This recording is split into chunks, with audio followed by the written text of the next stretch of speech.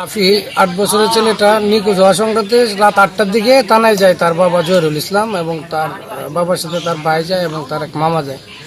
তাৎক্ষণিকভাবে আমি জিডি গ্রহণ করে এই বাচ্চাকে উদ্ধারের জন্য আমার যতগুলো টিম আছে আমি এসপি স্যারকে অবহিত করি, সার্কেল স্যারকে অবহিত করি এবং তাৎক্ষণিকভাবে সার্কেল স্যার থানায় আসে। আমরা বুদ্ধি পরামর্শ করে কিভাবে বাচ্চাটা উদ্ধার করা যায় তাৎক্ষণিকভাবে আমাদের যতগুলো টিম আছে এই এলাকার আশেপাশে যতগুলো মুখ আছে এই মুখ দিয়ে আমরা চেকপোস্ট বসাই এবং বিভিন্নভাবে তথ্য উপত্য নিতে থাকি। একটা পর্যায়ে আমরা তথ্য উপত্যের মধ্যে পাই যে এই কুকুর নামে যে ছেলেটা, একটা ছেলে তাদের পাশে প্রতিবেশী, ওই ছেলেটা ঢাকায় একটা ওই ছেলের বন্ধুকে একটা কিছুদিন আগে 15-20 দিন বা 1 মাস আগে একটা মেসেজ দিয়েছিল যে একটা বাচ্চা দিব 7-8 বছরের, তুই এটা 1 দিন বা 2 দিন তোর কাছে রাখতে হবে। তখন ওই ছেলে ডিনাই করে।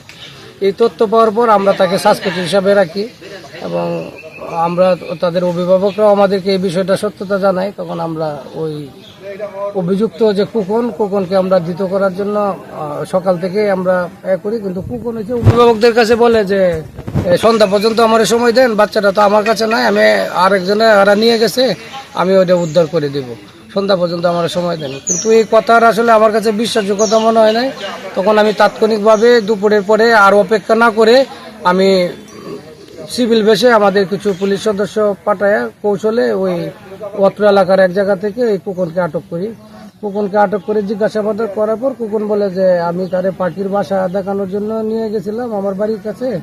এই পর্যন্ত বলছে যে কুকনকে যখন আমরা গ্রেপ্তার করি তাৎক্ষণিকভাবে কুকনের মা বাড়ি থেকে পালা যায় এবং এলাকায় লোক কয়েকজনকে বলে যে আমার ছেলেটা তো এই কাজ করে নিচ্ছে, তো ছেলেটা আপনারা বাঁচান।